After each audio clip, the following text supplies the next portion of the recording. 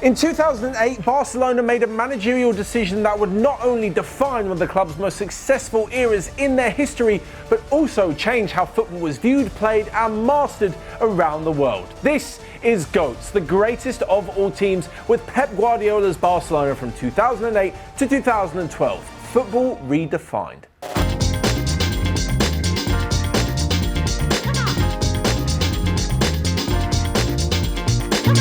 After just one season coaching the Barcelona B team, Barca legend Pep Guardiola was to take over from Frank Rijkaard in the summer of 2008 and make some pretty big moves. Out went the likes of Ronaldinho and Deco, and Samuel Eto'o would have gone through the door if he'd have managed to agree a move. He stuck around for one more season to see the likes of Dani Alves and Seydou Keita join the squad, and on top of this, Guardiola himself, having come from the B team, promoted the likes of Pedro and a legendary masterstroke in promoting Sergio Busquets as well. It was a pretty bold move from the new coach, especially getting rid of Ronaldinho. He was the guy that everyone came to see at the new camp, the man who had won the Ballon d'Or with Barca as well. Nobody at the club would have thought that these decisions would bear such incredible fruit in such a small amount of time. Despite the fact they lost on the opening day of the season, they then turned into an absolutely attacking monster. The front three of Thierry Henry, Samuel Eto'o and Lionel Messi scored 100 goals in what would ultimately prove to be an unbelievably successful campaign.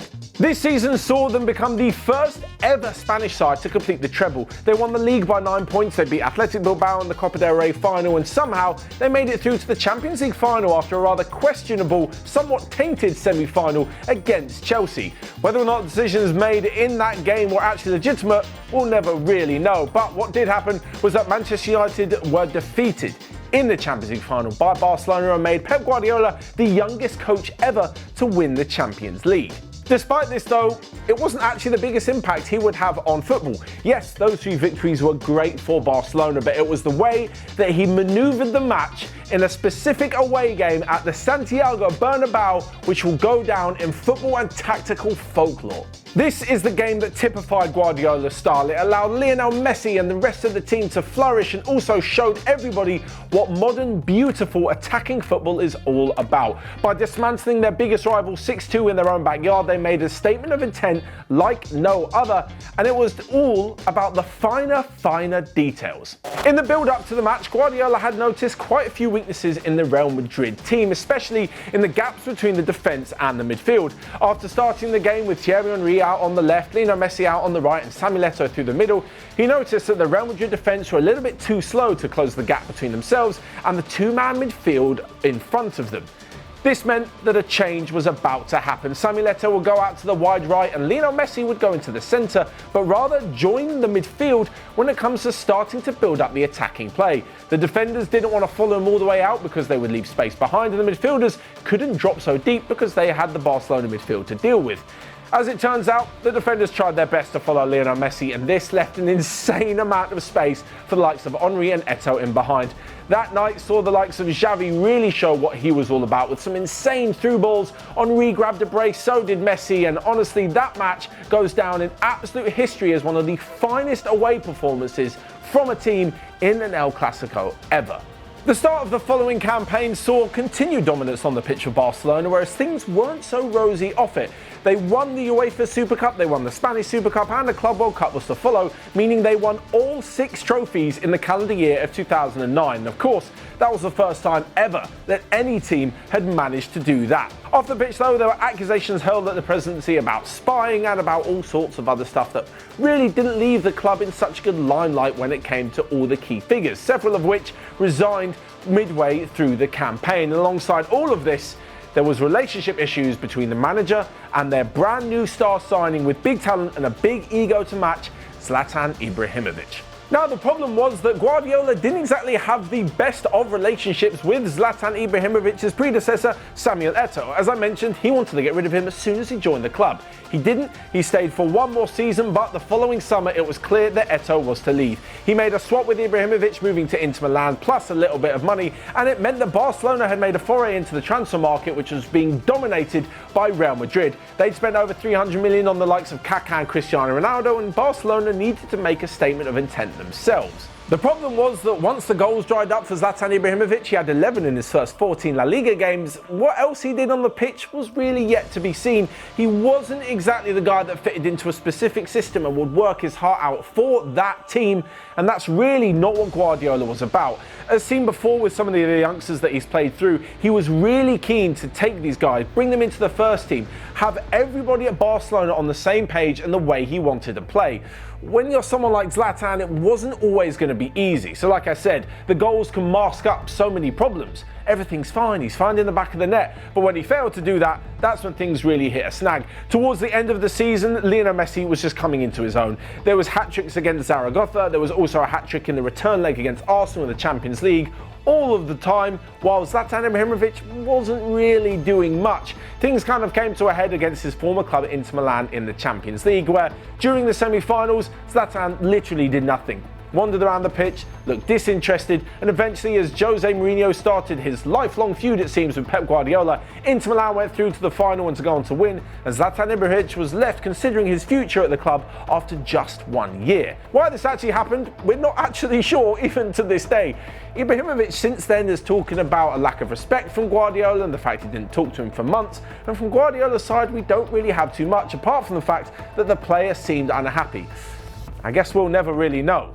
Despite this though, as I just mentioned, Lionel Messi was going from strength to strength. 47 goals in all competitions, and the first of his many Ballon d'Or awards were picked up as Barcelona won a 20th league title with an insane 99 points. This was the most by any team at the time, and honestly it really showed that Barcelona was set up for an insane period of dominance. All but when it came to Jose Mourinho.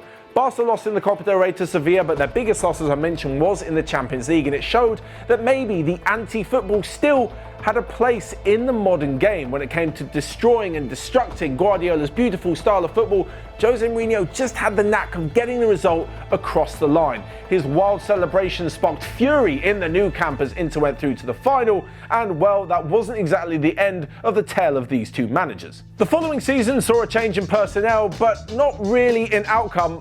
Barcelona was still ridiculous. The likes of Henry, Marquez, Yaya Toure and Zlatan Ibrahimovic left the club, but the fresh impetus of David Villa and Javier Mascherano from Liverpool added to an already insane attacking lineup, and the array of talent was so much so that Barcelona found their way to yet another league title and another Champions League to boot. In fact, when they beat Manchester United for the second time in 3 years in the final at Wembley, Alex Ferguson said it was the greatest club side he had ever faced. Not bad coming from a pretty good manager in his own right. The success of Guardiola's side on the pitch really epitomised everything that Barcelona were about, and this came to a head at the Ballon d'Or ceremony. Now, we've spoken about it quite a lot, that maybe it's not necessarily what all players play for, but when the top three positions in the Ballon d'Or rankings are Lionel Messi, Xavi and Andres Iniesta, it reflects pretty good on the club. Not only were they from Barcelona, but they also came from the famed La Masia Academy, meaning that Barcelona were not only purchasers of top talents, but they also managed to cultivate a culture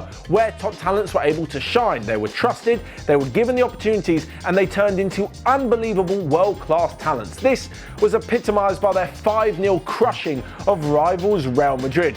Jose Mourinho was to leave the Nou Camp unhappy on this occasion, as the mix of skill, speed and attacking brilliance from the likes of Xavi, Iniesta, Messi and all the rest of them saw a stunning victory. With a 4-point gap of just 2 losses in the season, it was to be yet another successful campaign for Guardiola, his 3rd league title in a row. But having said that, the season will more than likely be remembered for the insane 4 Clásicos in the space of 18 days in 3 different competitions. The first one was a 1-1 draw in the league, not very interesting, and saw Barcelona stay at the top of the table. Having said that, 4 days later, the Copa del Rey final was to explode this mini-series into life. Cristiano Ronaldo, forever the villain against Barcelona, scored a goal which saw Real Madrid take home the Copa del Rey title. This was Guardiola's first defeat to Real Madrid as a manager and his first defeat in an official final. The third game was the first of 2 legs in the Champions League semi-final, and although Barcelona had a rather comfortable 2-0 victory away to Jose Mourinho's side, the game was not without its controversy. This really epitomised the dark arts of football. Real Madrid manager Mourinho accused UEFA of playing favourites to Barcelona when he was sent off for mocking the fourth official after Pepe's red card. At the press conference afterwards, he stated that the UEFA referees have been assisting Barcelona for the last 3 years. Barcelona backup keeper Jose Manuel Pinto saw a red card for a scuffle with Alvaro Arbeloa in the dressing room.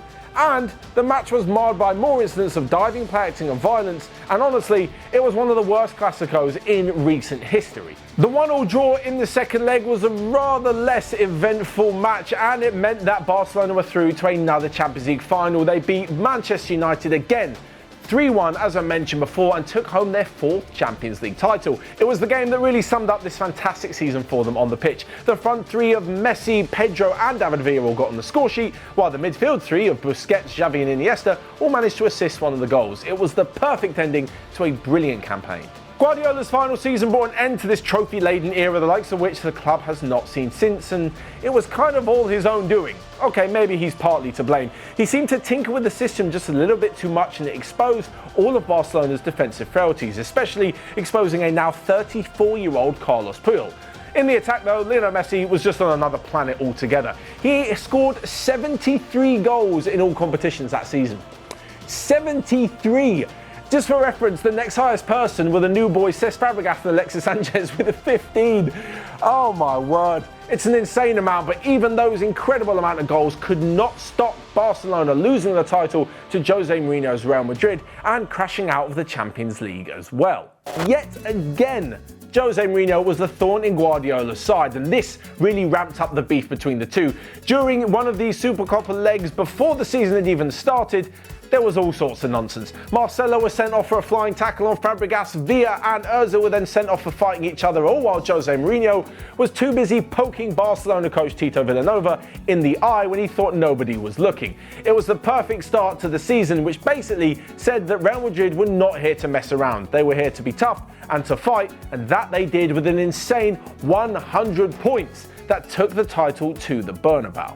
It all came to an end as Barcelona were defeated in the Nou Camp to Real with just 4 games remaining. Real was 7 points clear, and after the game Guardiola admitted that they had lost the title in that match, despite the fact it wasn't mathematically over. He looked like a guy resigned to the fact that he would be leaving the club and he just had enough. Upon leaving, Guardiola said that although it's only been 4 years, it feels like an eternity at Barcelona.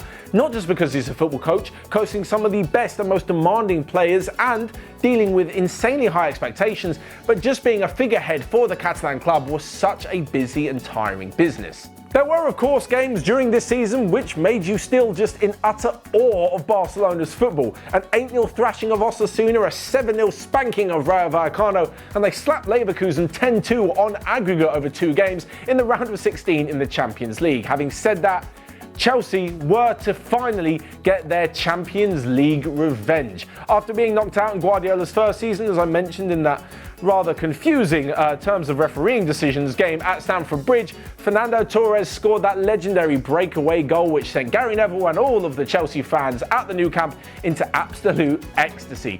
They were to go on and win the Champions League, and it meant that Guardiola brought a curtain down on his tenure as Barcelona manager, but not without a Copa del Rey victory. This meant he had 14 trophies in 4 seasons at Barcelona, making him the most successful manager in history. So with his 4 years at the club coming to a close, you can still see the legacy that he leaves today wherever he has gone. Especially this Barcelona team is rightly so talked about as one of the greatest club sides of all time.